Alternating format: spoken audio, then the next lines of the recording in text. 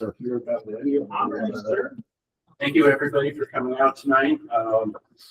This is a bit different than what we normally do with our classes, which are usually magic and occult oriented. And this is quite a bit more politically oriented. And it came about, I was, just sitting there working one day, and Spencer walks into the store and tells me about his book, and having experience personally with the Church of Satan and knowing some of the people that he was talking about, I was like, this sounds very interesting. So I'm happy to have Spencer here. He's mostly an expert on the far right and Nazis. Really eager to hear what you have to say. I'm going to leave it at that and just turn it over to you. But thank you for being here. All right. Steve's being a little coy, when I walked in here and asked if he did talks, an incredible amount about the characters in this book. We had this very detailed conversation, very interesting. I actually don't think other than people who are directly involved, knew that much about this stuff. I've met several people who come to my talks who've been mentioned in the books. They've had some interesting exchanges. Other people contacted me who often were very unhappy. They're like, I knew this guy. A number of these people I'll talk about had lived in Portland. But in other places, these circles I'll describe, or some of them I'll describe, I was very close to. I've met or seen perform some of these people. So it's always an interesting experience. All right, so yesterday was the 7th anniversary of the Charlottesville demonstration and car attack. And Heather Hare, who was killed, is one of the 2 people that this book is dedicated to. So I'd also like to dedicate this talk to her. So Nazi-Satanism sounds like a salacious headline designed to attract outrage and attention, even more so than regular Satanism.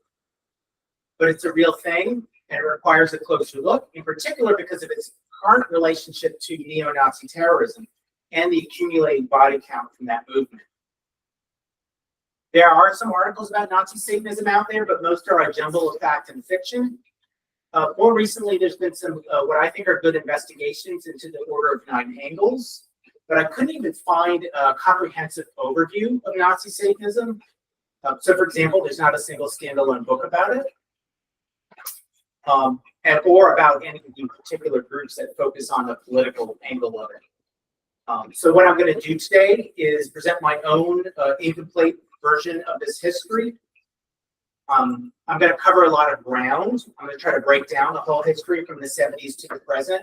There's a lot of different people. There's a lot of different groups. And so I'm going to apologize to you in advance for the slew of names and organizations in which you will hear. There are 2 terms I'm going to define first in the way that I use them. The first is Nazis. When I say Nazis, just Nazis, I mean members of Hitler's own party, the NSDAP. When I say neo-Nazis, I mean post-war followers of National Socialism. And when I say National Socialism, I'm using it to refer to both of them together or to the philosophy that animates them. The second term I'm going to use is occult. Just as Steve said, this is an unusual talk for here. This is an unusual talk for me to give. I'm not an expert on these sorts of religious movements. I am conversant with them, have hung out with a lot of people over the years. So this may be grating to you, but I'm going to use occult as a sort of umbrella term in a very general and inexact way to refer to this broad range of non-traditional Western religions and philosophies. This will include left-hand and right-hand path practices. It won't include heathens. I'm going to talk about them separately. So please bear with me if it hurts for you to hear this. I'm sure there's people in here who know a lot more about Satanism or about some of these details than I do. Again, I'm going to talk about how it looks from the view of politics looking into the Satanist community. Also, I want to add that this talk is specifically oriented towards occult practitioners who are opposed to the presence of fascists in their community. I find that even when people are quite knowledgeable about Nazi-Satanism, they're still missing parts of the story. And I hope I'll be able to put some of these pieces together for you and or provide you with some new information. I also want to tell you a bit about my approach in this talk. I want to be clear that this is not an anti-Satanist talk. I want to point out a 2009 study that found that 70% of Satanists viewed National Socialism negatively and only 10% felt positive about it. So hashtag not all Satanists. I also want to emphasize that neo-Nazis can be found in many different religious and cultural milieux. And it would be more surprising if there weren't Nazi-Satanists than if there were. Again, Nazis ruin everything. In terms of my conceptual approach, as we've said, it's not going to be like the regular talks here. I'm going to give a secular, historical, sociological, and political critique. I have a PhD in sociology, and so I'm going to look at how Satanism functions as a movement that unfolds over time, in which, like all communities, has different parts to it.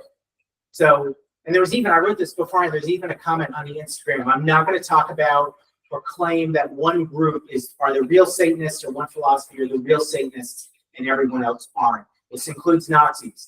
Like, there is a Satanist community, there are Satanist atheist and theistic forms, there are Nazis within it, they're all Satanists as far as I'm concerned.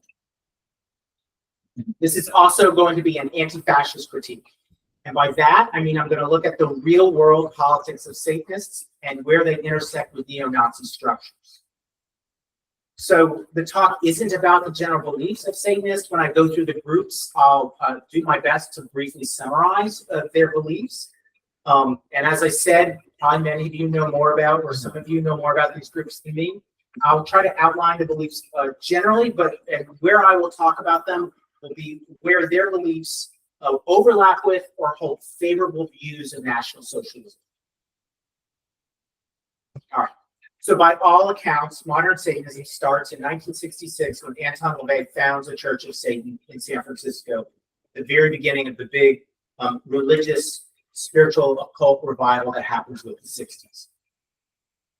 But within a decade of that, new groups and approaches had emerged, and this includes Nazi-Satanism.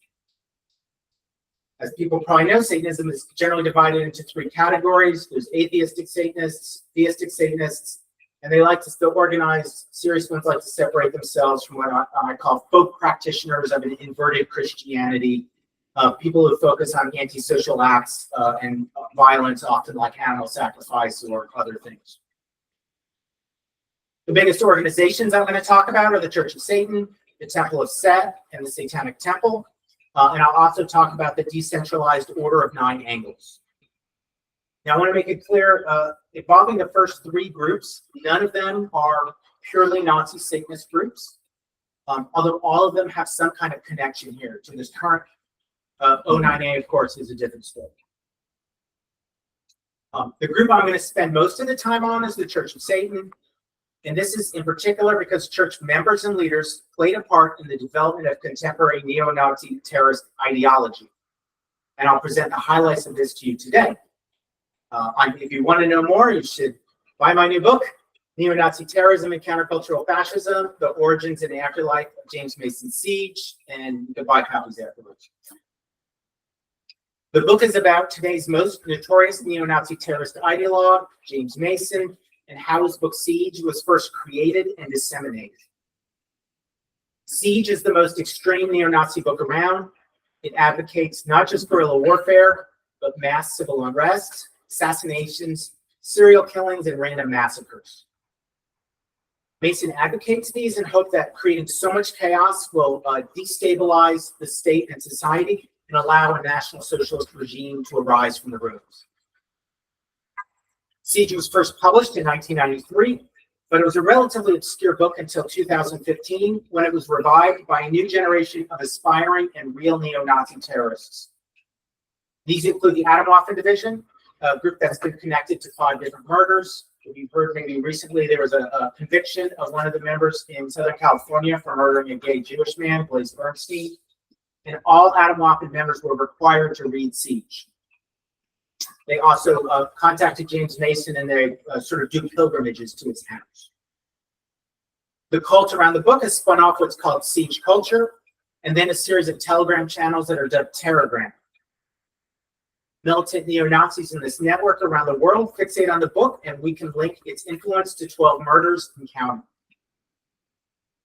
But what's important for us here today about siege and siege culture is its relationship to Nazi-Satanism, because both Church of Satan founder Anton LaVey and the current head, Peter Gilmore, gave siege their blessing and helped out with it.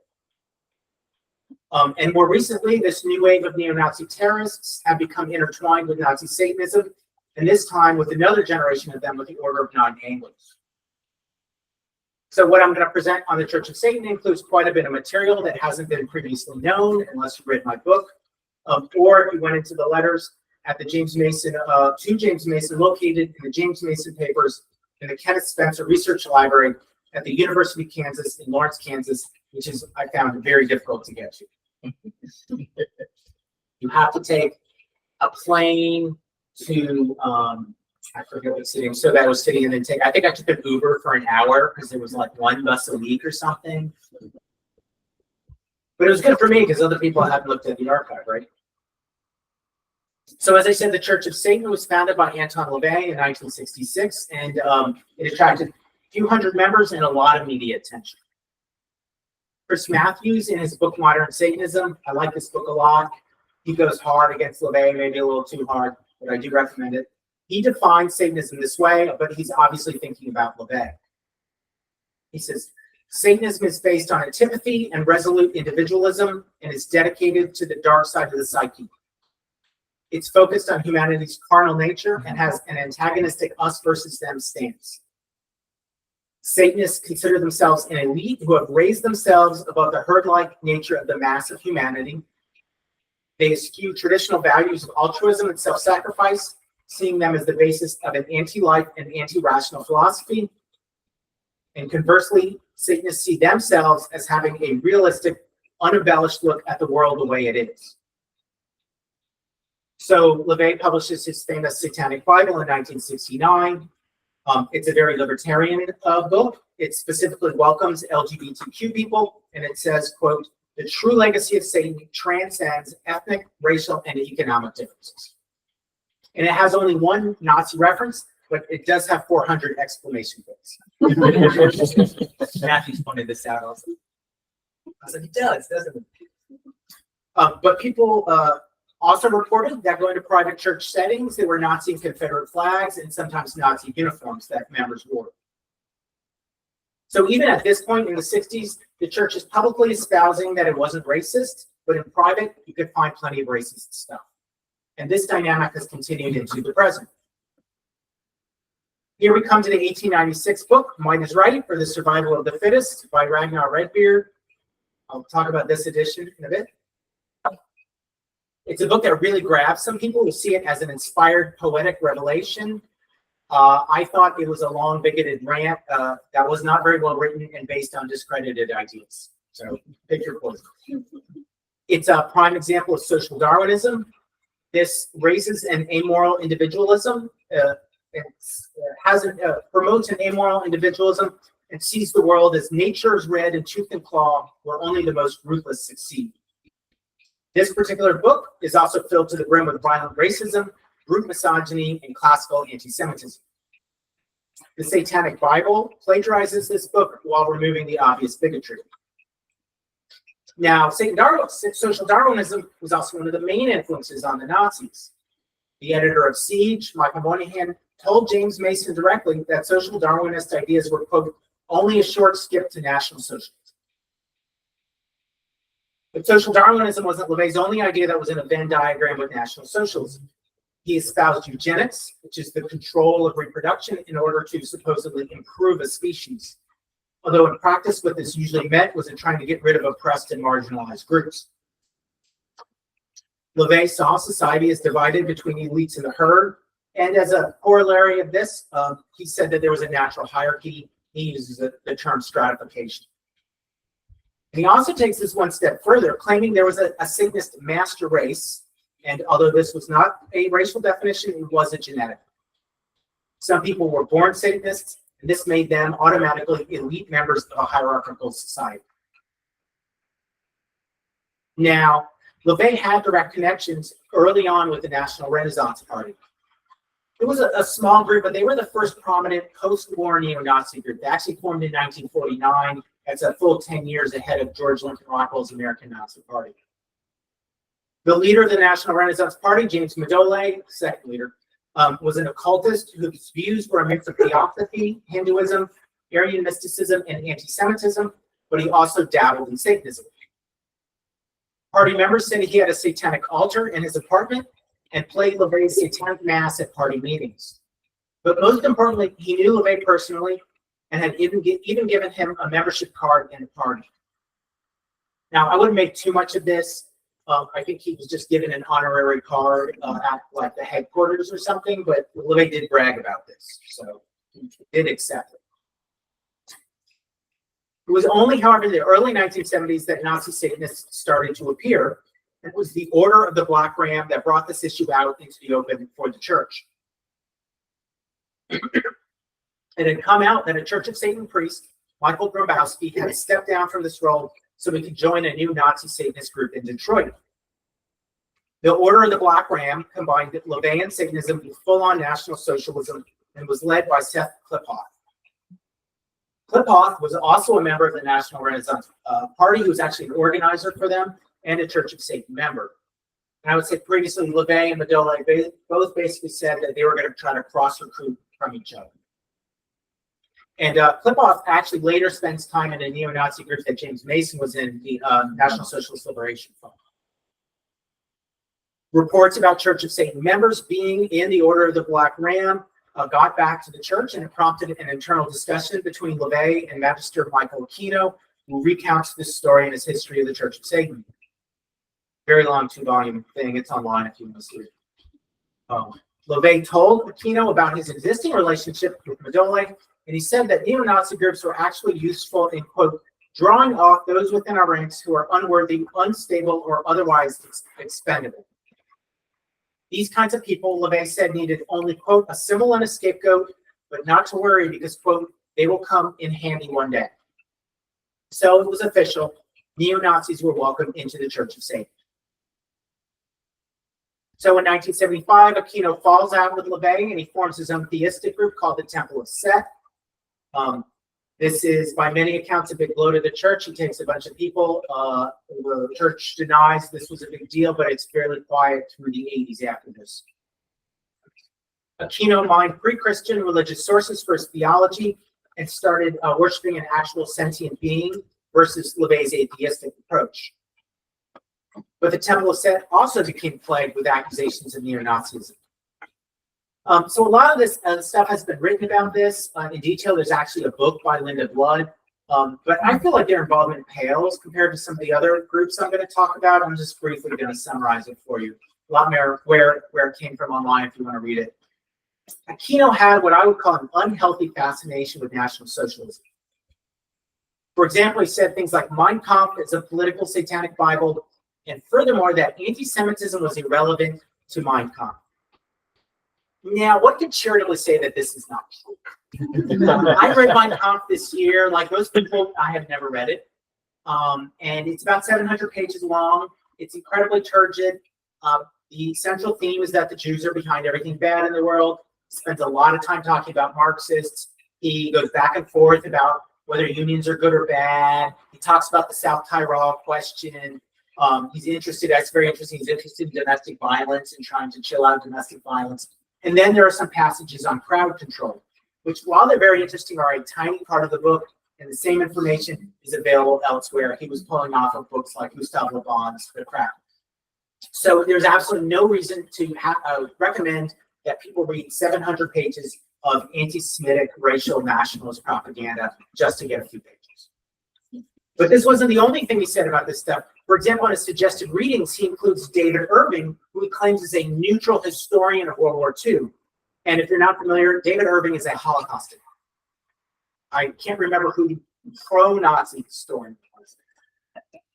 And last, a number of Temple of Set members were fascist, including Kerry Bolton, Stephen Edgered Flowers, and Nicholas Streck and Zena LaVey. And I'll talk about all these people later. It's only in the later 80s, however, that we find the Church of Satan's connection to neo-Nazi terrorism. So James Mason had been involved with neo-Nazism since he was 14 when he joined the American Nazi Party, same year the Church of Satan was founded in 1966. In the 70s, many members left that party. They formed about 10 different groups. They proceeded to split and fuse and argue amongst with each other about strategy and tactics, and they couldn't get along with each other. About half of my book involves this in great detail. A lot of people are very bored with it. Other people are very fascinated. Take your pick. I think, like Steve, a lot of people read the second half about what I'm going to talk about first, and then they try to work through the first half. So they're arguing about which way forward for the National Socialist movement, and Mason gives his answers to these questions, which mostly involve advocating terrorism and random violence or dropping out of society. These are other options.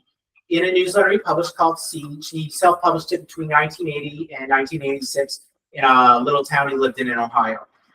He sort of burned out his connections with everyone and became a little party of one there. But in 1986, just before he was finished, he was contacted by members of the Abraxas Foundation, a self-described occult fascist think tank, although it mostly was something that existed on paper. But it was made up of 4 musicians and publishers who were all active in the 80s and 90s counterculture. And they were Boyd Rice, Adam Parfrey, Nicholas Schreck, and Michael Moynihan. Other than Rex, has anyone ever met any of these people in person? Seen them talk? And they spent the next 7 years figuring out how to package and sell Mason to their audience. And along the way, all of them either joined, became priests, or became close to the Church of Satan. The Abraxas Foundation member who first discovered Mason was industrial musician Boyd Rice, who I saw play and thought about a lot as I wrote this book, along with Thomas Thorne, another priest. Mason knew Charles Manson, and this made Rice very interested in him because he had become fascinated by both Hitler and Manson, partly through Genesis Pure to Throbbing Gristle, if that means anything to you. He started writing Mason fawning letters. They started to have swastikas and 8/8s on them. If you're not familiar, 8/8 is the alphanumeric for Heil Hitler. Somebody writes this, they're Nazi. Someone's handle on Twitter is always like, gas the K 1488, you know where they're going. Rice was also the first person to write to Mason and suggest that the Siege newsletters be made into a book. This was years before it came out, 5 years before it came out. And then he spent decades denying his involvement in the neo-Nazi, that his involvement in the neo-Nazi scene was anything other than more than a brief attempt to rile people up. But his handwritten letters to Mason show otherwise, and in fact, he stayed in contact with Mason alone until the early aughts. And I can't tell you about the other people. And I show, if you're interested, I show all these letters in a video I made called Boyd Rice, Neo-Nazi Collaborator. It's up on YouTube. You're welcome to watch that. So 9 months after first writing Mason, Rice appeared on the TV talk show of Tom Metzger. He was the leader of the White Aryan Resistance, a friend of James Mason. And if you know about the 1988 murder of Ethiopian immigrant Mulugeta Sarah that happened by Laura Hearst Park in Southeast Portland, Sarah was killed by a Nazi skinhead gang connected to Metzger. So Rice is friends with Metzger while this happens. Rice also befriended Bob Hike. He was the leader of the first national Nazi skinhead gang, the American Front. In 1989, the two of them posed for an infamous picture in the popular teen girls magazine Sassy. Hike moved to Portland right after this. He's one of several people I'm going to mention who did. And there's a whole Portland angle to this talk. I will be speaking about this specifically on November 14th at the Oregon Jewish Museum and Center for Holocaust Education, which is downtown. So Rice also became obsessed with the book Might is Right, and he developed his own personal philosophy which revolved around this. In 1987, he met LaVey, and they hit it off. Rice became a Church of Satan priest and later was on the Council of Nine, and he, I believe, informally represented it in the media. In 1988, he says that he showed LaVey a videotaped interview with Mason. So Rice tells the story that LaVey said he was, quote, very much impressed and that Mason's views were surprisingly close to his own. There is also another letter from Michael Moynihan where he recounts the same story many years later. Around that time, Rice introduced LaVey to another Abraxas Foundation member, Adam Parfrey. Parfrey ran the famous underground press Feral House, which was a major part of the, if you remember, the 90s countercultural fascination with conspiracy theories. Parfrey struck a deal with LaVey to publish his books, and at that same time befriended James Mason. he proceeded to write Mason a series of incredibly racist and anti-Semitic letters. And before I read these passages, I'm going to say I read hundreds of letters to Mason, and of all of them, these were the most consistently racist and anti-Semitic ones. In 1986, he described a magazine he was editing and called it, quote, a propaganda tool to legitimize a certain type of thought amongst race-mixing and otherwise polluted people. He said, I have some slurs here, no Edward. In the same year, I was looking for a spot 3,000 miles away from California, and I found it in spades and sticks and Jews and rich assholes in, quote, Jew York.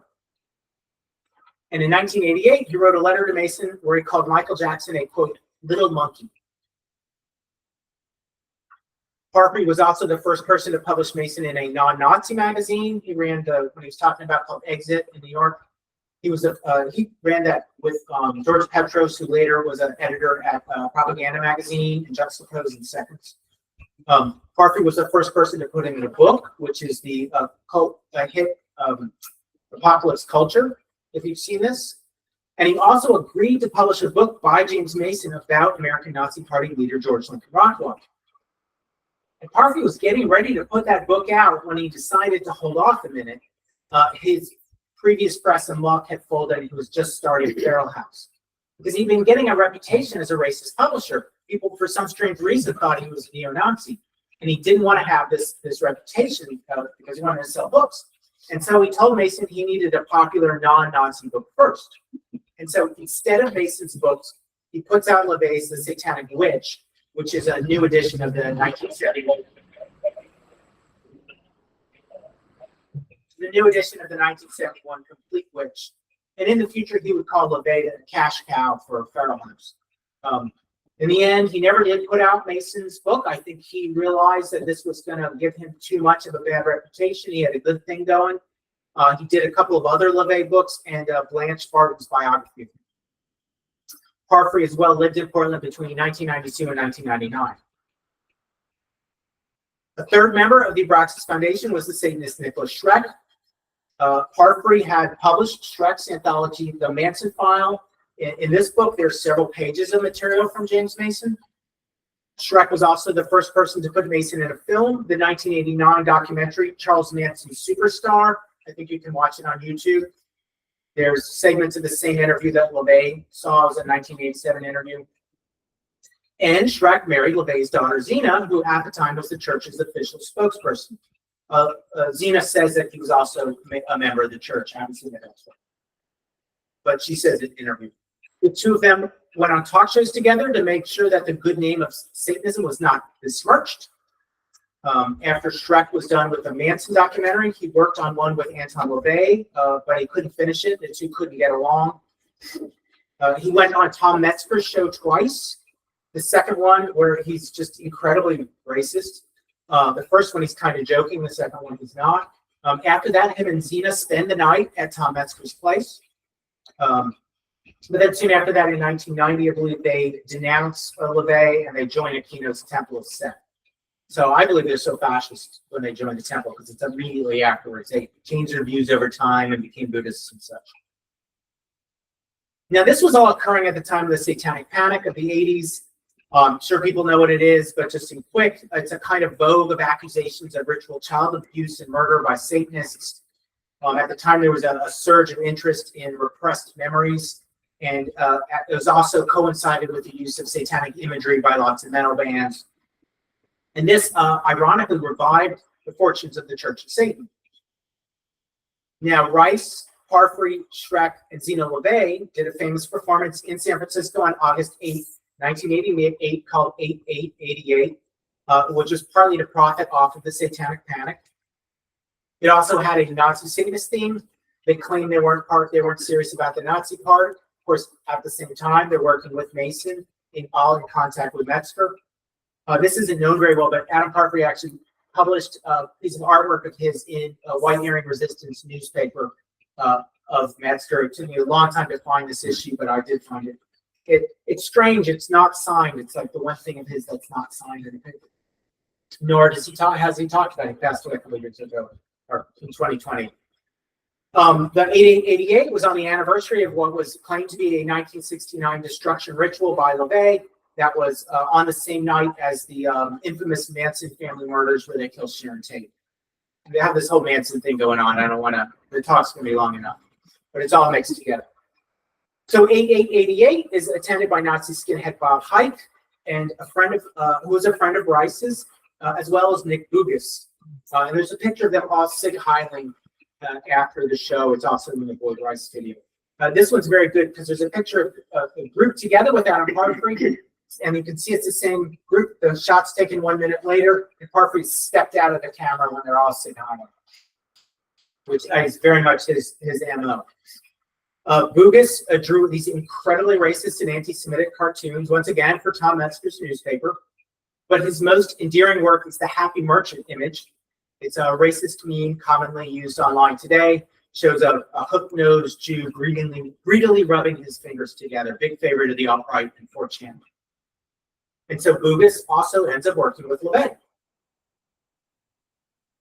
Michael Moynihan is the fourth member of the Abraxas Foundation. He joins a little later. He's younger than the others. In 1989, Rice once again introduced him both to Anton LaVey and to James Mason. Moynihan also joins the church and later becomes a priest. He likes LaVey a lot, and they get along famously. But more importantly, Moynihan edits Mason's old newspapers into the book Siege and then publishes it in 1993. Moynihan also moved to Portland and soon after the book came out and did his master's at PSU. And so it is with the book Siege that LaVey and Gilmore get into the act. First, Moynihan asked LaVey, they know each other, permission to reprint some of his writings in Siege. And LaVey, knowing full well who James Mason is, agrees to it. LaVey's mentioned 3 times in Siege, and in the first edition, there's a standalone page that's just an excerpt from the Satanic Mass album. Additionally, at this time, LaVey sends Mason an autographed copy of the Satanic Bible, and he inscribes it to James Mason, a man of courage and reason, a rare combination, reggae Satanist. And then there's a picture of this in the second edition of Siege. In fact, LaVey is one of only 6 people thanked in the first edition of Siege. The others include Gilmore, Parkry, and Thomas Thorne, who later gets involved. He becomes a Church of Satan priest. He is known mostly because he was a member of My Life with the Thrill Kill Cult, and then later the Electric Hellfire Club. So as I said, I saw him play with Rice, which I thought was a really odd booking together. And then after I was working on the book, I was like, oh, okay. I was in Albuquerque. They both came down from Denver, and they're like on the same Nazi-Satanist log. Now, that was LaVey's contribution, but Gilmore did quite a bit more. Now, he was the editor of the official Church of Satan publication, Black Flame. It had replaced the Cloven Hoof, which was the original one. And in a 1991 issue, he ran an advance ad for Siege. After the book was released, Gilmore wrote to Moynihan, "My deepest gratitude goes to you for the wonderful and inspiring copy of Siege. Bravo to you. I'm truly enjoying my foray into the writings of Mason. He's really learned so many truths on his journey and offers much wisdom to those who will see. This is an important publication and the time is right for it. We'll do our best to promote this outstanding effort." And so afterwards, I have copies of these letters between Gilmore, Moynihan, and James Mason, if you'd like to look at that, as well as a picture of Gilmore and Mason and Peggy Nadramian together. And indeed, Gilmore gave Siege a glowing review in Black Flame. It says, quote, "If you are a Satanist and have not gotten a sense of perspective on how your movement fits into American society, look at this account of the American National Socialist movement and learn. Mason's writing is clear and filled with clarity." I mean, I don't know. What I got out of this book is that you should kill Jews and Black people. And if you can't do that, you should just commit random massacres or maybe become a serial killer. But I don't know. What do I know? Gilmore never clarified what he thought Mason's truths were or what it was that Satanists had to learn from him. I made 3 attempts to contact Gilmore and the Church of Satan, and they did not answer my request for comment. And so all of this is a very interesting omission from an organization that has always stressed that it only advocates legal activity, something that's done many times. So also of importance was that the church gave Siege another publicity avenue. There were sort of 2 main ways it got distributed initially. One was through neo-Nazi circles. Tom Metzger was a big fan of it. There's actually, I found a video of him waving a copy on national TV in an interview on the McLaughlin Report. Tells Tom McLaughlin he needs to know what's going on today. The other is Moynihan was very networked into this industrial and neo-folk scene. So there's a number of fanzine. He gets in a lot of fashion fanzines. He's able to get reviews, often bad, but publicity in these alternative weeklies at the time. It's quite impressive publicity thing. But this gave like a third avenue that the book could be advertised and sold to audience, because there weren't many places that were going to review it or even accept Moynihan's act. So by the late 80s and running all through the 90s, I think the visible presence of neo-Nazis in the church spurred a debate over the compatibility of these philosophies, and numerous articles about this were printed in Black Flame. Now, they were both pro and con, and I want to stress, not all Church of Satan members are Nazis or believe that Satanism and National Socialism are compatible philosophies. So, for example, Jeffrey DeVoe wrote that fascism was, quote, absolutely irreconcilable with the core principles of our philosophy. Gavin Baddeley, who wrote Lucifer Rising and a book about Marilyn Manson, also said that these philosophies were not compatible. But at the end of the day, these objections were irrelevant, and because the church leadership had long ago decided that neo-Nazis were welcome. In 1993, Moynihan sent Gilmore a paper he'd written for a college class, where he argued that Satanism and fascism were compatible. I actually found a professor he did this for, and he ended up being a German studies professor who's a Holocaust denier. And I found out he's a Holocaust denier by reading the Rate My Professors comments. And these people were like, this guy's a Holocaust denier. And then I found a syllabus of his. This guy's teaching at a public school. In the syllabus, in the recommended readings, he's like, you should also read David Irving. He's this controversial historian. And then he tells students how to sign up for his email list. This is on the syllabi. And I even contacted the school to be like, is this real? And they're like, oh yeah, here's a syllabi from another year. It's totally real. The University of Denver also has a depository of Holocaust literature. I wrote that, and I was like, do you know if there's a denier at the school? And they didn't know. So anyway, we find all kinds of things we don't want to know in this work. Okay, so Moynihan had sent Gilmore this paper, a class paper, arguing the compatibility of these two philosophies. And then Gilmore then, and I want to stress this, proactively asked if he could run the paper in Black Flame, which he did. Now, this is important because Gilmore wasn't just running articles that were submitted to him about Nazi Satanism. He was actively soliciting content that argued for this. And then in 1994, the 42-year-old Mason and his 16-year-old girlfriend went to New York City, where they met up on two separate occasions with Gilmore and his wife, Peggy Nadramia, who was also in the church, and they took a picture together to celebrate the occasion. I have a picture here if you want to see it. And then Gilmore wrote Mason a follow-up letter saying, quote, it is a rare pleasure to contact others who are fully alive. So again, as I said, a lot of these people moved to Portland, and so they started all hanging out together. Parfrey hooked up with Rice's friend Keith Steinle. Steinle had worked on the one main Abraxas Foundation thing that they produced. It was a big fold-out newspaper called Wake. So Steinle was briefly Parfrey's publicist. Steinle, however, is a well-known Holocaust denier. For several years, he worked at the Institute for Historical Review. This was founded by Willis Carto, who's the main group that popularized Holocaust denial in the U.S. And Steinle was a well-known, he edited their journal, was a well-known figure in these circles. In 1991, Steinle wrote a cover story for Portland's Willamette Week, profiling local Satanist Diabolus Rex, who's our guest here today. Steinle made a point, made sure to point out that Rex was a misogynistic misanthrope who supported eugenics, and quoted him as saying that he had heard that Bob Hike was, quote, good people. Hike is living in town at the time. And in 92, Rex, Steinle, Rice, and Moynihan all play a show together. As for Mason, he's sometimes called a Satanist, but he is not. He was obviously surrounded by them, and he was okay with it. For PR reasons, he consented to being billed as a neo-Nazi Satanist on a 1993 Christian talk show. Bob Larson, all these guys would go on Larson. Moynihan was, Rice was many times. The Shreks were, or the Shreks, I guess. There's a picture of Mason photographed in a priest's clerical collar. I think he put it on the website with some of the pictures. He's like going out for a night on the town. some of the local Satanists in Denver.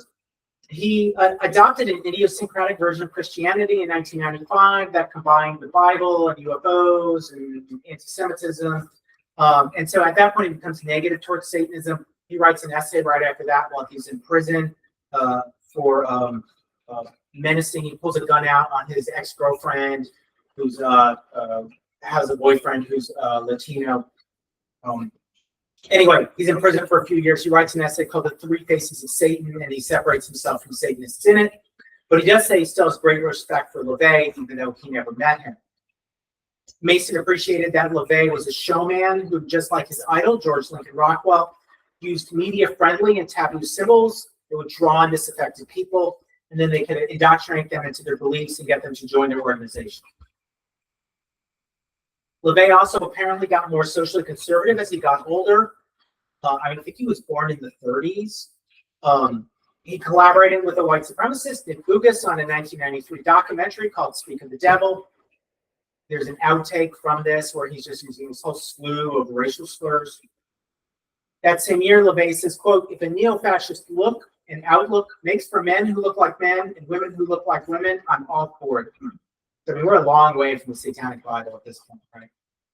And he has an essay called Destructive Organisms, which he calls for the sterilization of, quote, "stupid and irresponsible people." And we can guess who is going to make the decision about who these people are. So, as I've said, Church of Satan leaders say one thing in public and they do something else in private. And so, for example, there's a short piece called Satanism, Nazism, and Fascism. You might have read it if you're poked into the stuff, by Peggy Nadramia. It's a particularly noxious distortion. She claims, amongst other things, that Boyd Rice couldn't be a Nazi because he collects Barbie dolls. It's like a more innocent time when you actually make that argument. Today you'd be like, "Oh yeah, and like the dude's a furry, that doesn't mean anything," right? I mean, we're so inured to this stuff. But what she doesn't mention, for example, is that she had just met James Mason the night before, or that her partner was promoting Siege in Black Flame. Gilmore too pretends he's never promoted neo-Nazism. Neo-Nazi terrorism, in addition to not answering my inquiries. In his essay, Map for the Misdirected, he says the Church of Satan is not a Nazi organization, as it has been said many times before. One's politics are up to each individual member, but he admits nothing else and says nothing about his previous words or actions. The political parts of Gilmore's own book, The Satanic Scriptures, again, in my own opinion, read like they were written by a boomer who watches too much Fox. They were published by two presses, Scapegoat and then Underworld Amusements, run by Church of Satan Magister Kevin Slaughter. And this dude was on the anti-fascist radar because he had attended Richard Spencer's 2011, before the whole I Write stuff. He's like already in these white national circles, the MPI conference, and then he still distributes a variety of fascist books. And if anyone knows the scandals in the anarchist scene about Wolfie Landstreicher, his copy of Ego and Tone was published on Underworld Amusements. That's what that was about. And so while the Church of Satan itself is not a Nazi-Satanist organization, its actions also show that it is not anti-racist. Rather, its leaders hold far-right views and are either sympathetic to and or willing to collaborate with fascists. Okay. By the 1980s, Nazi-Satanist groups, new groups are formed, such as Black Sun 666 or the Luciferian Light Group. The Nazi skinhead movement sort of explodes in '88, and a handful of them also become Satanists. But just as neo-Nazism is controversial amongst Satanists, Satanism is also controversial amongst white supremacists. Many of them opposed it, including William Pierce, who was actually Mason's mentor. His book, The Turner Diaries, inspired the 1995 Oklahoma City bombing, which killed 168. There was even a famous booklet published by a British group called Final Conflict called Satanism and Its Allies, the Nationalist Movement Under Attack. And strangely, this is actually probably the best overview of Nazi Satanism that there is. It was published in the 90s, and they don't have all the details right, but you know, sometimes the Nazis can write okay stuff about at least their own movement. I would skip the stuff they write about Jews and people of color and world history and the rest of it. But of course, other neo-Nazis weren't totally fine with it, including James Mason. So in the mid-aughts, the controversy over the Joy of Satan, who combined theistic Satanism with National Socialism and UFOs, nicely illustrated these conflicts. Joy of Satan produces a lot of introductory material. Their website has articles like kids and teens for Satan. I do recommend you be at least a teen before converting to Satan. Maybe I'm just a prude. In 2004, a two-part scandal unfolded after it came out that their leader, Maxine Dietrich, was married to Clifford Harrington, who was the emeritus leader of the National Socialist Movement, the NSM, which at the time was the largest neo-Nazi party in the U.S. And fun fact, James Mason actually co-founded the NSM, but it became the opposite of what he wanted, and so he doesn't like to admit this today. But he will admit it if you corner him. On the Joy of Satan side, a number of members left over these neo-Nazi ties. Some founded their own small groups. But on the neo-Nazi side, there was even more outrage. A lot of members of the group were Christian identity. They were racist, this racist version of Christianity. And so this started to create a big problem for then party leader Jeff Scoop, because Harrington had been his mentor and made him the party leader. Scoop tried to keep all the parties happy, but he couldn't do it. In order to prevent a total meltdown, had to remove Harrington. And so Harrington turned around, made his own tiny group, and enlisted the Joy of Satan as a comrade organization. So this is an interesting thing I actually learned while I was writing this. I kind of knew it, but in the 90s, there was a crossover between Satanism and heathenism, the Northern European form of paganism. And heathens have a much bigger white supremacist problem than Satanists do. Now, again, like Satanists, I want to say, not all heathens are racists. Hashtag not all heathens. Okay, nobody come after me afterwards and be like, you besmirch the good name of Odin. Matthias Gardell, in his book Gods of the Blood, The Pagan Revival and White Separatism, says that, quote, the efforts to fuse Satanism with National Socialism and paganism evoked heated debates within all three milieux. Among those, however, who championed the combination was a well-known writer and translator, Stephen Edred Flowers.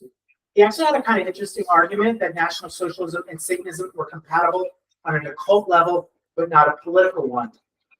I was going to go earlier on into the Nazi Party itself and occult claims, but I'll just say this is also from Chris Matthews, that most ideas about occult Nazism are about how occultists see the Nazis and not about how the Nazis' actual relationship with the occult.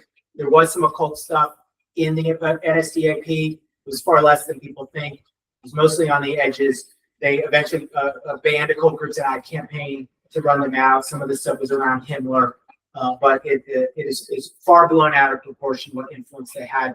Hitler was into like racial science, anti-Semitism, German racial nationalism, social Darwinism. I mean, he was not interested in this stuff.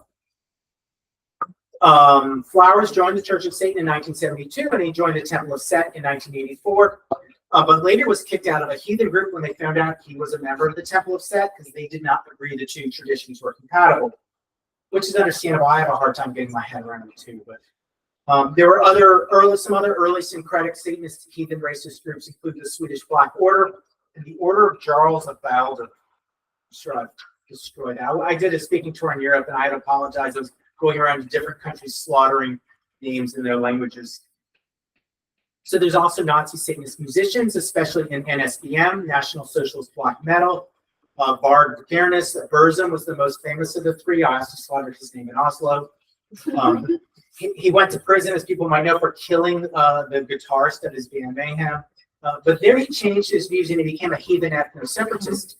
And this became a common move, at least in the 90s, for a number of Nazi Satanists to do. This happened with Michael Moynihan. If people have read his book, Lords of Chaos, he sort of documents the same change in the Kernis and in others that he himself was making at that time. So today, there's NSBM bans in many countries, including throughout Latin America. There's even Aztec NSBM, indigenous. People claim they're indigenous. I cannot say who or how many are not who use this. But all NSBM bands are not necessarily neo-Nazis or play black metal, but of course, there are still Nazi Satanists among them. So another guy we'll talk about is Kerry Bolton from New Zealand. He's an important guy because he's a fascist intellectual, something that they've at least historically been pretty short on. He's well known to far-right scholars. I don't know how well known he is in the larger occult world. He's written a couple dozen books, and this includes a short biography of LaVey's friend, James Madole. Early on, Bolton was involved in Satanism. A lot of these guys have had it too. Some people have like a Satanist period where they get very involved and they move on. Other people are very committed to it. He was a member of the Temple of Set, In 1990, he formed a group, the Order of the Left-Hand Path, and then left it. In 94, he formed the Black Order. The U.S. group splintered out of this and became the White Order of Thule, if everyone's ever heard of this. He was influenced by, I wasn't able to read primary text by this. I'm reading secondary scholars on this, and they have a bit of a different takes. Seems like these are Satanist groups with other stuff mixed in. He was definitely influenced by the Order of Nine Angles, but he also published at least 2 articles in Black Flame in 1993 and 1994. I'm going to take a little diversion here. I'm going to talk about the Satanic Temple. I know we have at least one TST member here. Any others? So before we get into Atomwaffen Division and the Order of Nine Angles, I'm going to we'll address this question. I want to say first, TST is the name I'm going to use. They've ushered in a sea change to modern Satanism. It's an atheist Satanist group and politically oriented. They focus on activism around the separation of church and state, as well as for abortion rights. And they've done a great service in carving out a new space within Satanism for progressive views, for LGBTQ people, for feminism. And so before I say all this, I want to make clear TST is obviously not a Nazi-Satanist organization. Lucian Greaves is not a neo-Nazi. Nonetheless, the taint of Nazi-Satanism lingers over it. And the controversy around this, as well as its relevance today, has been a live issue for years. And because, as with many Satanists are very, shall we say, partisan about their views and argumentative, people on both sides of this debate sort of either want to wash the hands of Greaves and others, or emphasize this, blow this out of proportion. So I'm going to talk about this for a while and try to sift through it fairly carefully. And you can make whatever conclusion you want to. So the controversy inside of TST started in 2018, soon after Charlottesville, when it came out that the group was using a lawyer named Mark Randazzo. Now, he was a free speech lawyer, and he was defending some really terrible neo-Nazis like Andrew Anglin. But he also came out, he was attending alt-right events after work hours. So he was clearly on the far right. And in the face of objections from TST members, Greaves defended this and kept him on by saying he was working pro bono. I'm also going to say he was totally a sleazy operator. I mean, there's articles about him before this, about like getting ethics violations and stuff. And so it's at this point that TST members, and we're right after Charlottesville, it's a heavily feminist organization, start digging into Greaves' past, and a lot of stuff comes up. And this included his relationship with the countercultural publisher Shane Bugbee. Now, Bugbee had been made a Church of Satan priest by LaVey, and while he was not an ideological white supremacist, for years he had relationships with it. So, for example, the band Rahowa, Racial Holy War, hired him to do publicity for them. And Rahowa's singer, George Hawthorne, gave Bugbee the first copy of Might is Right, first copy he'd seen. And at that time, I'm sort of describing what's a network of people who caught on, they all kind of know each other. Hawthorne is also part of this network. Moynihan interviews him in Black Flame, for example. Bugbee becomes obsessed with the book and publishes several editions of it. He paid LaVey to write an introduction to it. This appeared alongside pieces in it with both Rahowa's Hawthorne and Katja Lane. She was the wife of a imprisoned white supremacist terrorist, David Lane of the Order. They had killed Alan Berg, this Jewish talk show host in Denver. Here's a copy of the Bugbee edition with LaVey, Hawthorne, and Lane in it, if you'd like to see it. There are many different ones. In the early aughts, Greaves, he wanted a copy of Might is Right. He somehow found Bugbee, befriended him, and then Greaves illustrated the 2003 edition of Might is Right. They did a release event. Bugbee had a radio show. I don't know if it was an internet show or not. And they had the guests on it, included, again, same names. You'll always hear Metzger, Hawthorne, and Gilmore. On it, there's a transcript of this online if you want to read it. Greaves and Bugbee made wildly racist and anti-Semitic statements. I'm not going to include this slew of N-bombs. Greaves is obsessed with eugenics. At the time, it runs for years. He has a website called ThisGenics. He interviewed Metzger and argued with him, saying there was no need to, quote, enact racial laws. You just have to enact intelligence laws, because a good segment of the population would have to drop off. You could do it on an equal level across the board. Now, Greaves also becomes obsessed with Mider's Right, again, a super racist, super anti-Semitic, and super misogynistic book, and this continues even after the founding of TST. So the founding of TST is a little vague. It starts out as sort of maybe a film agitprop thing, and then it morphs into an org, so it's hard to say what year it is, but by 2013, they start having chapters. So in 2011, Greaves talks about making a new version of Mind is Right that could incorporate, quote, current science regarding altruism, collectivism, and general behavior, so far so good, but only to make it, quote, a manual for coercion and manipulation, more evil than the first book by orders of magnitude. And in 2013, after TST is founded, he brings up the possibility of making a new edition yet again. In 2015, some of the old Abraxas people show up for a book release party at the new TST headquarters in Salem, although technically it wasn't open yet. Greaves was at the event. It was for a book edited by Moynihan. He wasn't there. It was published by Parfrey, who was there and who spoke there. And also in attendance was James Perazzo. He was the second leader of the Nazi skinhead gang, the American Front, who took Bob Hite's place. Perazzo brags about that he was there, and he puts a picture of him up on the Feral House website. And I know they knew each other because there was a secret face group at the time for Perazzo's group, and I was in it, and I have lots of screenshots of them talking shit about me. So I have the screenshots. I wrote an essay saying that we should drive out white separatists, anti-Semites, Islamophobes, and other from left-wing and countercultural projects, and it got them very angry because that meant them. In 2016, or 1 year later, Greaves is scheduled to speak at the Left Hand Path Consortium in Atlanta alongside Augustus Invictus, a fascist who the next year was supposed to speak at Charlottesville, and actually at that moment was scheduled to speak at an NSM rally in Georgia. Invictus was removed after protests, and after that, Greaves also bowed out, saying that Invictus's removal was a violation of free speech. So here, Greaves starts making statements denouncing, for example, quote, screaming mobs of mindless fascistic anti-fascists. And he continues to make similar statements while defending, without criticism, alt-right figures like Milo Yiannopoulos, and he even repeats Andy Ngo's ludicrous concrete milkshakes. I interviewed both Greaves and Bugbee for the book. I want to say both of them have renounced their past. Be very clear about this. Greaves did put a long refutation of eugenics on the TST website, although he does not say that was a view he held, but at least it's up there. Bugbee is very unhappy for what he did.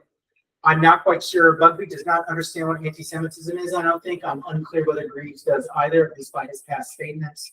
They seem to not understand the passages in Mind is Right, which are total classical anti-Semitism. Jews control the world through finance, the media, like, had a hard time getting their head around why that was a problem. But hopefully they both learned and grown. I have no evidence Greaves has made any anti-Semitic statements since the past, but nonetheless, the fact that Greaves's repeated associations and statements are pretty strange things for the leader of a liberal feminist group. And so in my opinion, Greaves is clearly has a hangover from his past. He hasn't worked through that yet. When you leave, I work with formers a lot. You leave, there's a process of leaving and going through and, acknowledging what you've done, admitting it, talking to people you've harmed, and making amends for it. And you have to do that. And I don't believe that. I think Bugbee has to some extent. I don't believe Greaves has done that. A lot of people are just going to slide out of the scene without ever going through this process. You see these people all the time. They want to reappear later, and you have to interrogate yourself and understand what you've done. And honestly, I think when people leave these movements and they're still like anti-Antifa or whatever, it means they haven't done that. And I think it also means they need to shut the fuck up from now forevermore about groups like Antifa groups, ideas and movements like that. Like they've lost their standing to make any comment. And so because of all of this controversy, there's been numerous splits from TST. A number of the groups that formed new groups became explicitly anti-fascists or anti-fascist Satanists, and then some of them have gone on to examine this history of Nazi-Satanism. So there's a real irony in that Greaves' own tainted actions have actually spurred this new form of anti-fascism. All right, we're slowly creeping to a close. but we have another minute. I'll talk about the Order of Nine Angles. Again, some people in here will know more about this than me. It was a learning experience for me. I read a lot of reports from people who watched the far right. I thought some of them looked pretty good from what I understood. If you'd like to have a discussion later, I think I'm wrong, or correct me, we're happy to do that. So this is O9A. I'm going to say O9A. O9A has been around for decades. Recently, they've gotten a lot of attention, though, because of its influence on neo-Nazi terrorist networks. The consensus is that it was founded by David Maya in Britain in the 70s, although he's always denied this. Maya is a lifelong neo-Nazi. Since the 60s, he's been associated with extremely violent groups like Combat 18. His books include The Practical Guide to Aryan Revolution. In 1999, he was connected to a neo-Nazi nail bomber who killed 3 and injured 140, who targeted, I think, gay and Black and Southeast Asian groups or bars or businesses. So unlike the other groups I've named, O9A has a decentralized structure. There's no memberships exactly. They do have local groups called Nexians, and there are individual adherents. They have a complicated theology, which involves elements of paganism and other traditions. But we'll all look at, from what I saw, the most important political parts that come from their beliefs. O9A are theistic Satanists. They believe that there are sinister forces in the cosmos that one can come into contact with. They think that Western civilization is fundamentally pagan, but that a Jewish conspiracy has perverted it socially and politically. They advocate that their followers commit sinister and heretical acts to liberate themselves from artificial social and moral constructs and to usher in a new Aryan imperium. They believe that these heretical acts can involve what they call culling, by which they mean murder. There's also a lot of people talk about a concept they have called the insight role. And here, followers are supposed to join an extremist movement as a kind of self-growth project. You're supposed to pick a movement that's the opposite of your own views. The most popular of these movements are neo-Nazis and Islamists, but a lot of today's adherents don't look like they're picking something that's the opposite of their views, and they are neo-Nazis joining, O9A. Or O9Ers joining neo-Nazis who already have these views. So I don't think that the opposite part is not being enacted at all. Okay. After the neo-Nazi terrorist group, Atomwaffen Division was formed in 2015. O9A became deeply involved with the movement and the larger movement it's part of, with the party or the group itself and the larger movement. The most famous Nexian related to this is called the Temple of Blood.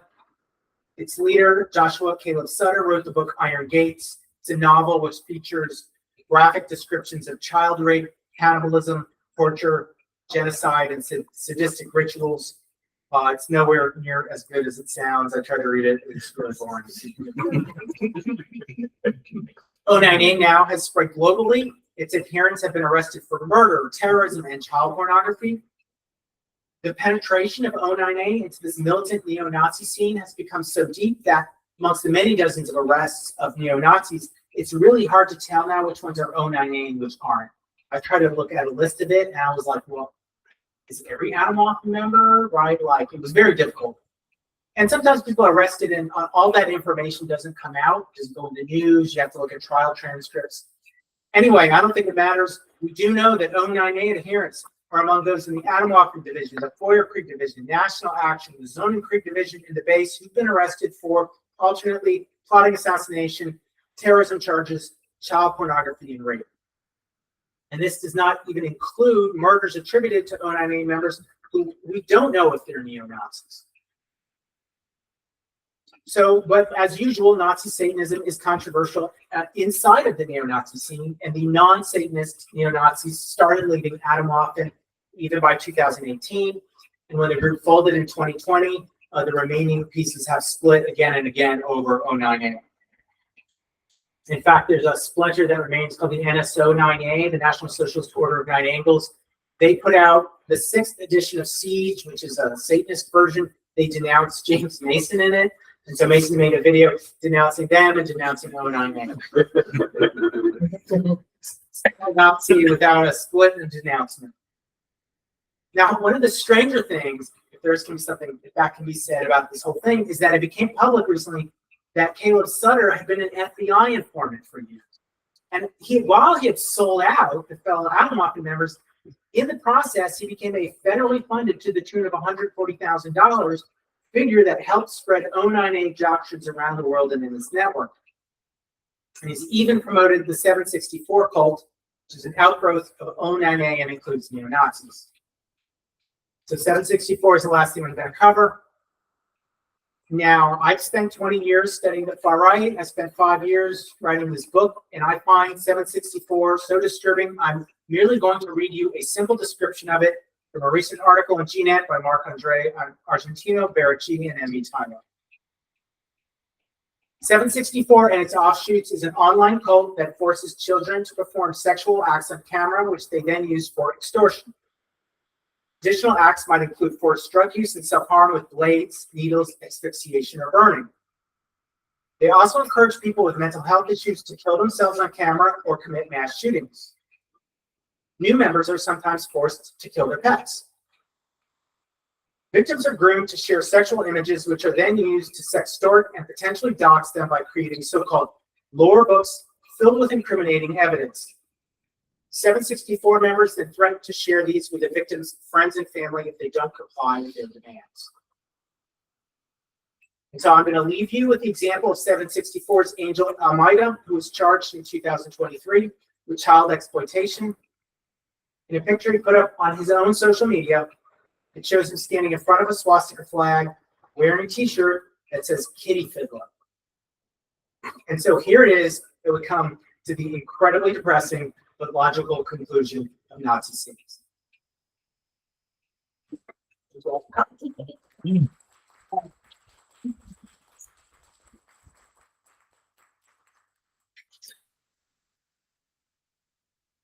Steve, are we going to do in-person questions? Are we taking online questions? How does this We work? are taking online questions. Do we want to take IRL first or alternate? Or? Yeah, I mean, if anybody's got a question, if somebody online has a question, I'll raise my hand. If you're online and you have a question, just type it into the chat and I'll try to get to it as quick as I can. I guess it's more of a statement rather than a question. One thing that the folks that we mentioned are I think it's important to acknowledge that they are privileged white men that can't be harmed by current social constructs. So I think that they're very tone deaf, and I think they can get away with that, with saying certain things and affiliations. Thank you for that. It is mostly true. A number of these people are actually Jewish, and at least one of them is gay. Keith Steinle actually died of AIDS, or AIDS-related complication. Parfrey's Jewish. Shrek was said to be Jewish. LeVay's Jewish. So there are also people in this who can be harmed by it, and they do it anyway. I mean, it's sort of a separate question, but we should also acknowledge that. Really appreciate your talk tonight. There's so many things that I can address.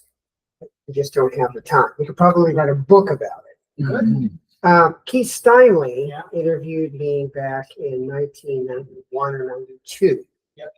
He made salacious comments in Willamette Week about things that I believed.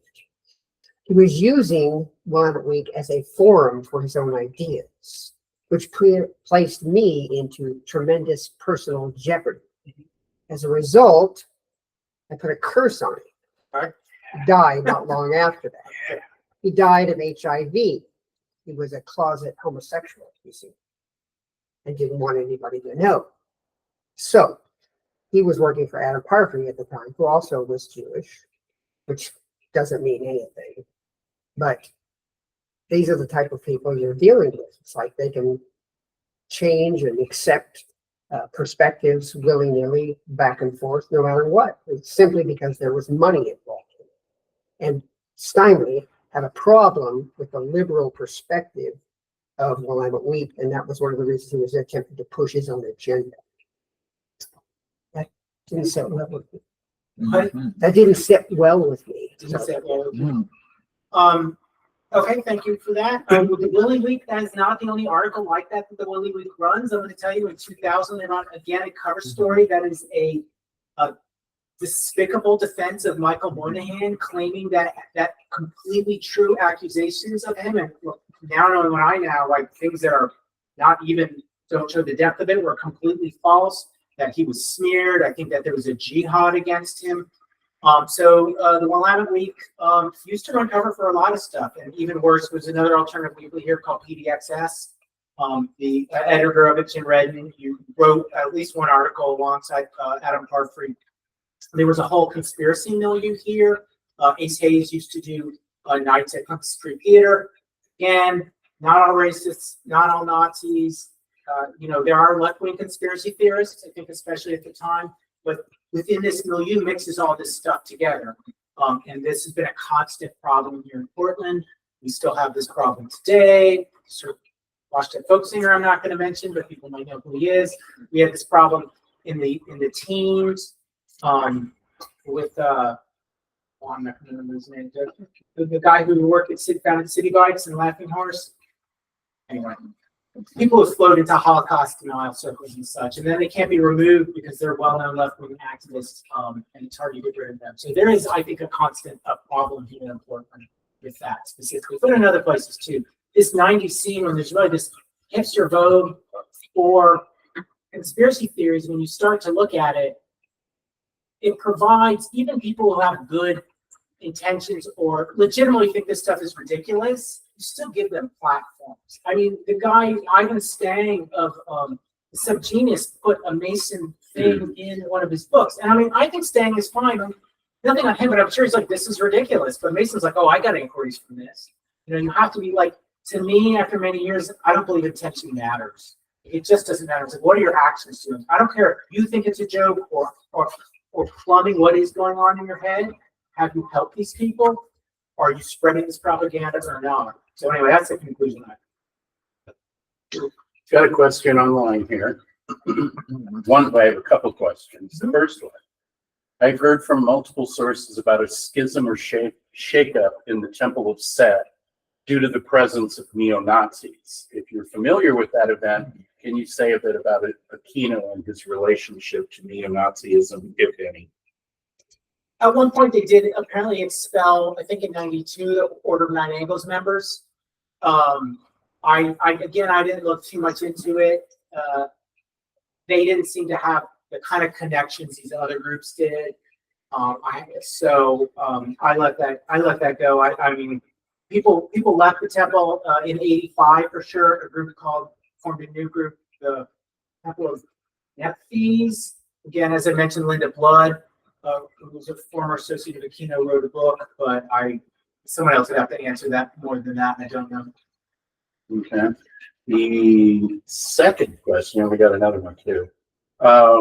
Says, considering the proactive work that has been done by Queer Satanic to bring up the fact that TST was founded under dubious reasons, and how the founders, including Lucian Reeves, have shown to be receptive or vocal about white supremacist beliefs, has your perspective on Lucian Reeves changed? No, a lot of the content is from Queer Satanic, from legal filings that came up.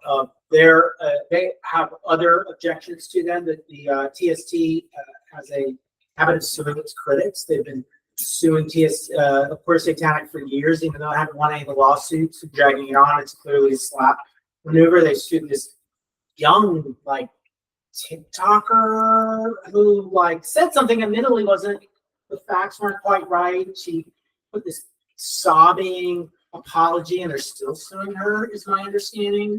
There's allegations of financial mismanagement. There appear to be Queer Satanic alleges, I don't know, they say, I haven't looked at the documents, there's a bunch of different legal organizations, and they allege they're acting like shell organizations and moving things around. So there's other problems Queer Satanic has with them, and they're being sued. But no, I think as I've sorted through stuff, that's my conclusion, is that the background, Greaves' background in this sort of larger church and state white supremacist circle has affected his views about things like Antifa. Has it affected the way he runs the org or his finances? I wouldn't say that. I wouldn't know that. That's out of like my, I don't know how one would know that. There doesn't seem to be a direct connection. I mean, there is some kind of connection between Satanist groups having memberships and having real control. Like there does seem to be this structure from the 60s on that you don't really see so much. And it does seem to have followed that older structure in a way where you see 09A has become prominent partly because they're a decentralized kind of movement, right? It really has fit into the mood of today. Like you don't really have so many membership-based groups forming today. It's just like not the move. Third question, can you talk about the Satanic Temple versus the Newsweek lawsuit? They are suing Newsweek. I don't know about, of course, Satanic would have that kind of information. That is over them repeating. I think a reporter quoted an allegation or something. It's out of mind. If you Googled it, you would know more than I do. Anyone else here? Question, we briefly mentioned the Electric Hellfire Club. Yeah. I only know them as band. Do they have neo-Nazis in their Yeah, it's basically Thomas Thorne. He was in a whole bunch. He was in Slave State, which he claims wasn't a white supremacist group, but boy, does their stuff. I mean, if it was a joke, I mean, I think maybe it was some kind of semi-ironic stuff. They're an industrial band in the late 80s. Then he was a touring musician with My Life with the Countercultural Cult. He also briefly played in Sleep Chamber. Both Moynihan and Thorne played there. And Moynihan played with Slave State. They did a really crazy show in Belgium that looked like the 88 show. And then when he left the Countercultural Cult, he formed the Electric Hellfire Club, who were on Cleopatra, the big 90s rock label. It wasn't in the music scene in the 90s at all. And then they had their minute. They put a few albums out, and it's basically him with, I think, whoever's around him. It's his project. So, yes. He certainly has all kinds of pictures of Thorne with Mason. Mason moved from Ohio to Los Angeles. It's this little town a couple of hours outside of Denver. He said that Thorne was the first person to come visit him.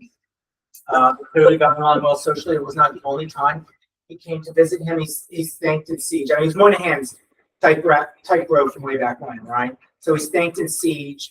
In the Satan's Little Helper EP, there is a song that is taken from one of Mason's, it's a subhead in C, that's the Night of the Buck Knives. It's a play on the Night of the Long Knives when the Nazis killed the left wing of the party and Ernst Röhm, the SA leader. This was a reference to the Manson family. And there's a remix that's called The Night of the Buck Knives, and in it reprints a bunch of a pamphlet that Mason published himself. His friends with Charles Manson in 1987, espousing Manson talking about his ecological views. It's published by Mason, has its imprint on it. It doesn't say neo-Nazi stuff, but in the Electric Hellfire Club album or EP, it has a reprint of most of his pamphlet. So they're buddy. Mason clearly influenced. He's influenced popular culture in some odd ways. He actually claimed an episode of Hawaii Five-0 was based on the National Socialist movement. He's written me a few letters. We've exchanged a few letters. I sent him a copy of the book. And I was like, oh, get the fuck out of here. And then I watched it. And it's like this little Nazi group called the National Socialist Movement. And it could be they were dressed in 70s Nazi gear, just like 70s Nazis look like. And the guy at one point says, oh, like the Hawaii Five-0 guys are like, oh, they're connected to some half-Nazi propagandist in West Virginia. And indeed, Mason was. This guy's name was George Dietz. He was a crypto-Nazi. He'd been in Hitler Youth in Germany. He was publishing half-Nazi stuff. It was actually a great description I had thought of it in West Germany. I was like, I guess the writer could be from Cincinnati because the NSM was very active there. That he would know about it, right? Like, so I was like, maybe he's right about it. It's not the craziest. So he's in a weird way. Like I said, he's in apocalypse culture. He's in the Manson file. He's in Charles Manson Superstar. He's affects popular culture and was friends with Thomas Thorne, who is the Electric Hellfire. And again, like Parfrey and these others, it's like, I've been unfairly slandered by liberals as being Nazi. They're so stupid. Maybe we're not. Maybe we're not liberals. Steve, I'll let you know. Oh, We one. got a couple more on the line. We'll give you one of them and then you can grab some. Sounds good. At least one former member of Atomwaffen Division, Cameron Shea, is now claiming that his participation was purely an insight role and now appears to be openly practicing as a non-Nazi member of ONA. How do you evaluate such claims? In your opinion, is ONA inherently fascist? How do I evaluate such claims? Who cares? I don't care what motivates them. I wrote an essay for my Patreon, $2 a month. You can support me. I spent 5 years working on this book, and my credit card debt ships that. I don't care why, if it was an insight role or not. You're accountable for your words and actions. So fuck this guy. If he's still in 09A, he's not a former Nazi. He's still involved in a group that is the ideological lodestar as a Nazi. A huge amount of who can say it's majority or not are neo-Nazis. They espouse a anti-Semitic, white supremacist worldview. On the other hand, I think people are what they do. So if he doesn't identify as a neo-Nazi and he's in 09A, there are people in 09A who are not neo-Nazis. I mean, I think they should still be treated like them, and you're still in a super fucked up group. But like kind of whatever. I mean, there's weird people who are in Atomwaffen. Like one guy who's reading my book too, it's transgender man. He was in 09 and hit it. The guy who killed Blaise Bernstein was just convicted. Samuel Woodward clearly had some issues with his sexual orientation identity, was clearly struggling with it. Again, who cares? You know what I mean? Like we can look at people's biography, and this is me looking at stuff politically. You know what I mean? Like I think people get it's not. I don't want to not plumb people's motivations of biography, but if we're looking at what are we going to intervene, who do we hold accountable, I think we need to put sort of these questions off the plate. And that's one perspective. I'm not saying this is the only perspective that should be considered, but that is my perspective because that is my interest case.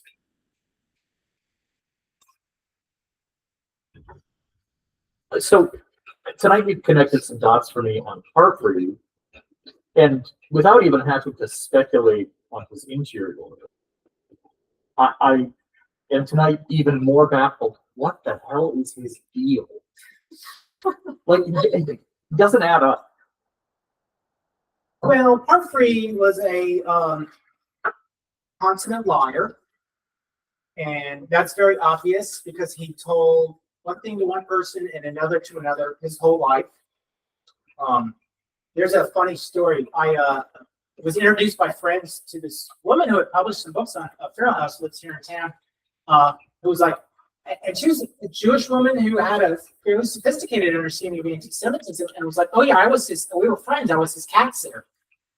And I was like, "What the fuck?" And she was like, "Oh, he was always very nice. No, I thought he was like, liberal libertarian, totally cool."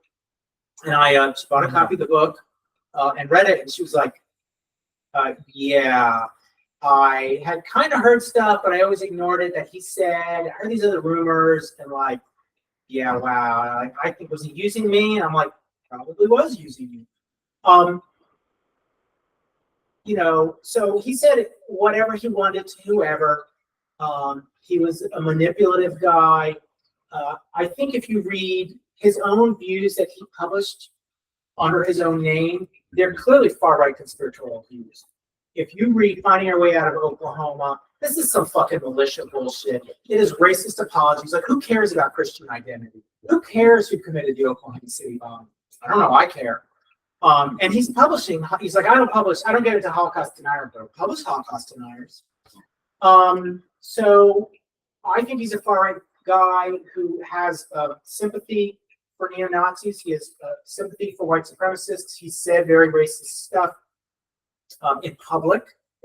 He especially hates Latinos. He really hated disabled people. He had a band called the Tards, and one of their 7 inches is actually, the cover is actually based on something that Mason sent him. I found this through the letters. He sends him a Special Olympics medal he finds in a thrift store. And there's a drawing of this, and Mason describes the medal, and there's a drawing of it on the cover of the second card 7. This guy's helped me a lot in this research. So yeah, I mean, no, I don't know. I don't know what motivates people. I think he had far right views. He expressed them repeatedly in public. He spends a lot of time attacking feminists, attacking liberals, attacking the idea of equality and universalism. You know, so he's, you know, and then he says, I'm a libertarian, but he's like in the libertarian to fascist pipeline kind of libertarian.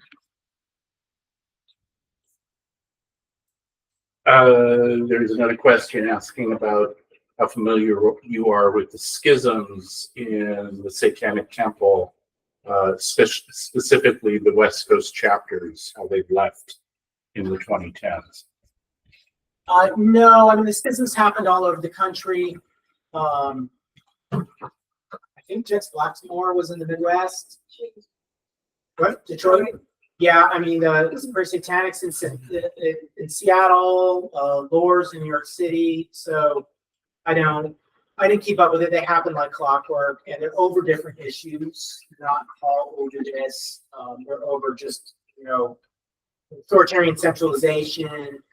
They're over these other things too. The initial ones were, I think, largely over, you know, we wanted to join a pro-choice, liberal pro-choice organization doing kind of agitprop, and like, why is this alt-right lawyer here? So no, you know, I think I'm done with TST. I've heard enough about them for the last many years. I'm done with this. Following all this stuff. I think I want to repeat. I think most of the people join TST for good reasons, and the rank and file I think are good people. I have an issue with it. I think it's both interesting how they changed modern Satanism. It's no longer dominated by this Kino Temple mindset. It's a good counterpoint with 09A being so prominent too. It's just the organization is lacking. Yeah. I have a question there. Throughout your book, I noticed a lack of communication with Nicholas Schreck. Yeah. Now, he started out with the whole Manson thing and doing the Charles Manson superstar thing and got involved with the chemo. And then there was that split where he left the Temple of Set and became a devout Buddhist who works with people of different ethnic backgrounds and such. And I'm wondering, do you have a view on maybe what that split meant for him, why he doesn't want to address these things? And I know that there's a kind of a thread back to Nazism or Tibetan Buddhism, like that brand of Buddhism as such. Does that have legs? What's your opinion? I didn't really follow them, and I didn't really follow most of these people after they are done with Mason or after their Nazi period. I don't know when Schreck and Zena denounced Anton LaVey in 1990, and they say he's a charlatan. All these things he said are lies. Like many, many, many things you still see repeated in his biography or from him are not true. Like he didn't work for the San Francisco Police Department and all these other things. So I didn't look into it. Some of these people, part of the problem with some of this project is that there's a lot of stuff written about different pop culture figures. It's hard to get good information, and basically only people who love them write these things, unless you're a huge fan. So like Boyd Rice, like there is a biography of him, but it's written by a sycophant. Yeah. So I didn't, there was just there was so much material I had to stop it. It did seem like I didn't see any more accusations that he remained a fascist. I mean, I think in 90, he certainly must have been. Zena accuses LaVey of being a Zionist. You know, but at this point, she is also a person of Jewish descent, though, right? I mean, LaVey is a Jew. I don't think that whoever her mother was, so she's not logically a Jew, but she's certainly a person of Jewish descent. And I think they just sort of went on their way. Schreck is a weird character. I think even during his Nazi period, he just like totally committed to the bit. And again, I'm not intention, I don't know, but like he just suddenly becomes more Nazi than the others. If you watch his second Tom Esker video, you're like, wow, and he went all in. But he is alleged to be Jewish, and I said I probably is, but I asked him, he didn't confirm it. I don't like to go around and say people are Jews, but that seems to be again the consensus. certain people just, they love to, it's clearly they were hoppers. I call these people hoppers. They move from one political movement to another, see them in different groups, in different movements. Sometimes they'll go back and forth. We'll see religious stuff. Sometimes they'll go back and forth because of religious things. It seems like a hopper, although there is a trajectory for him and Xena. I don't know what they did after they joined the Temple of Set. The Tibetan Buddhist stuff, I can see why you would move towards that versus another kind of Buddhism. Little known facts, the Zen Buddhists in Japan were pro-war during World War II, and some of them were rather devout. I mean, the Japanese imperial form was not National Socialism, but it is certainly not unheard of for this combination of fascist and Buddhist. So I don't know what the arc of it is. I mean, I can see Tibetan Buddhism does have this weird. I mean, there's an indigenous religion that are combined with Hinduism too, to give it a very different flavor. There's a lot of demons and all kinds of stuff, terrible things going on and punishments. You can see why Satanists would move towards that versus a more something like Zen Buddhism that's more like a minimalist stuff. But I don't know. I didn't read any more accusations against them, so I kind of let it. I mean, we do want people to move on, I guess. I mean, he said in an interview, I put it in the book 5 or 10 years ago. They're like, "Were you serious at this time?" And he's like, "Well, his band Radio Werewolf, who at one point had Symmetry Debbie, titles to their songs, was like, well, we had two sides, the Addams family side and the Manson family side. And I sort of moved from one to the other. You can see this in the next few interviews. And he's like, and I leave it to you to see if I was serious or not." So he's clearly not working through stuff and like dealing with like compassion as as Tibetan Buddhist is supposed to be the center of the Tibetan Buddhist religion, and certainly did not quite get to that point in his Dharma work. Do you have another question? No, you're good. We have another one online. I was just going to make a statement about Nicholas Schreck's connection to Buddhism. Said he became enthralled with Bon, as the indigenous religion prior to the advent of Buddhism proper in Tibet. And it is an animistic religion, which is completely concerned with demons, devils, and human sacrifice and various other things. In fact, it even found favor with a Russian elite who went there and conducted genocide under the auspices of Mahakala, which was the god of blood and was seen as the center of the universe, etc., etc.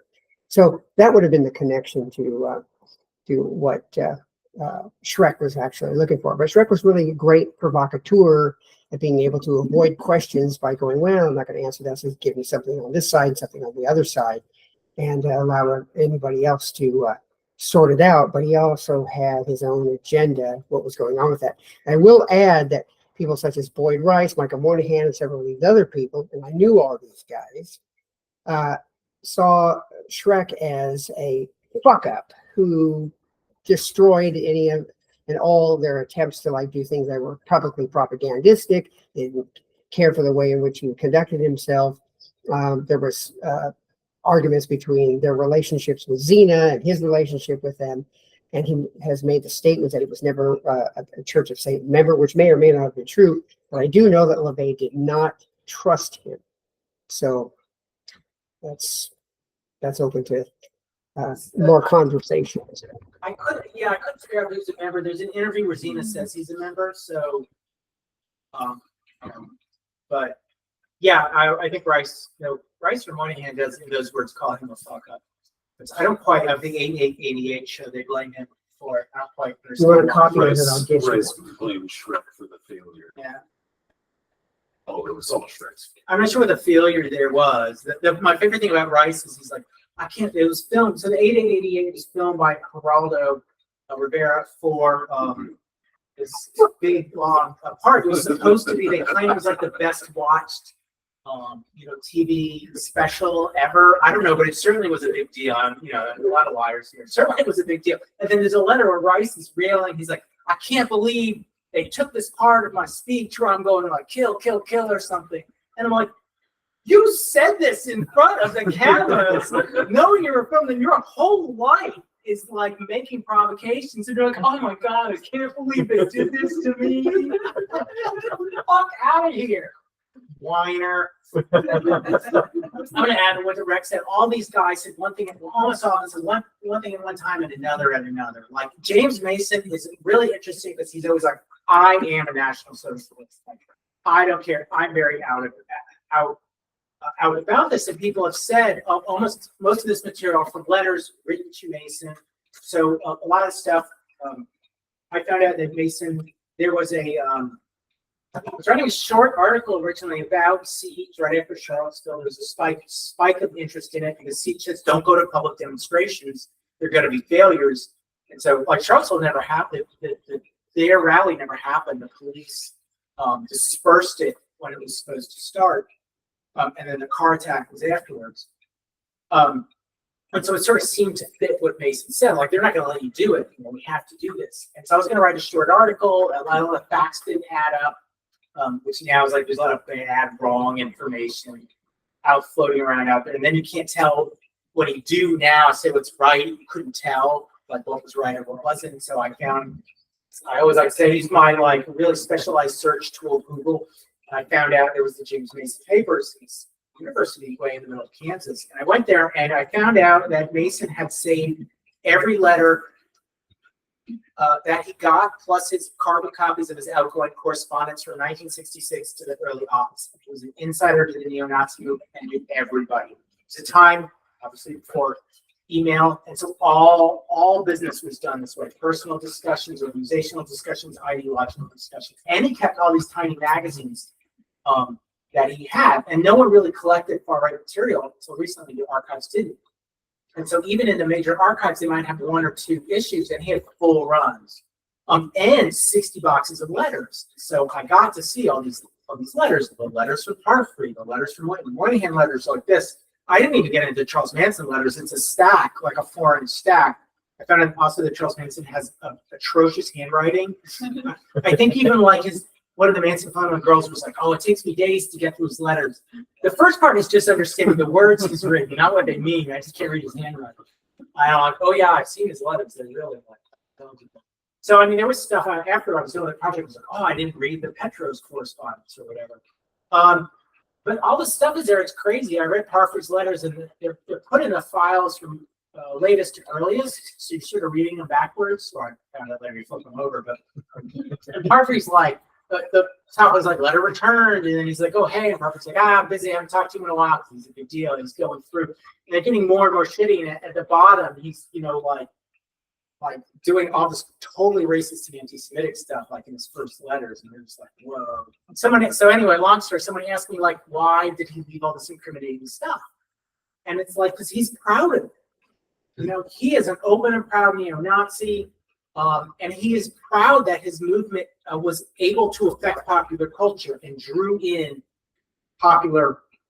This boy is really popular. I mean, otherwise non-Nazi members of the popular culture, avant-garde people. I mean, they were avant-garde people doing cutting-edge stuff to the movement. So strangely, it's like the Trotskyist movement in the 30s. There was a time in the late 30s they pulled in a bunch of these artists in New York City, important artists. And writers and stuff, and it's this moment that Trotskyism actually affects, high modernist culture. A lot of important people, avant-garde, high modernists, characters of Trotskyism at a certain point. So this is this point where neo-Nazism, National Socialism does have this greater effect on the culture, on you see it in albums and all kinds of stuff. You're like, oh, this is actually real. So I think he was proud of it, and he's shameless. And if they regret it now, he wrote me in a letter. He said, "Well, they clearly." I was like, "Do you think they were Nazis at the time?" I mean, he says this at the time. Now he says no, but he said they clearly believed in something other than the one true faith. So whatever, you were dabbling with the one true faith for a while, and now you don't. Now you betrayed the movement. Then that's true. It's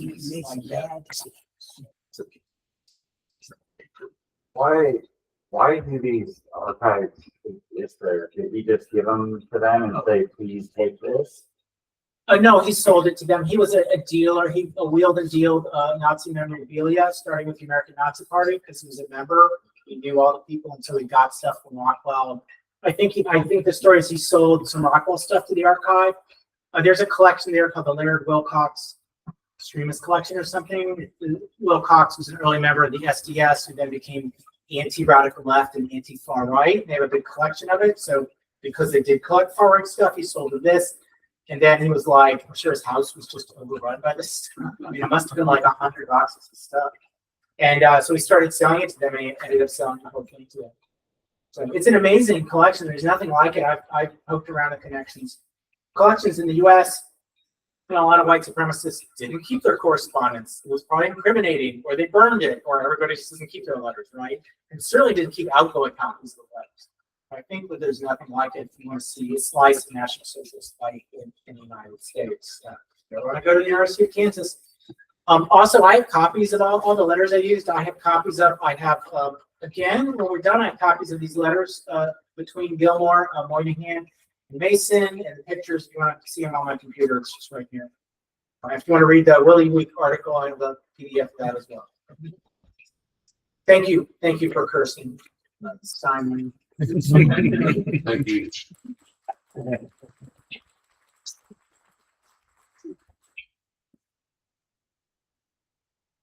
And you should buy books. Yeah, $30. Buy a copy from me.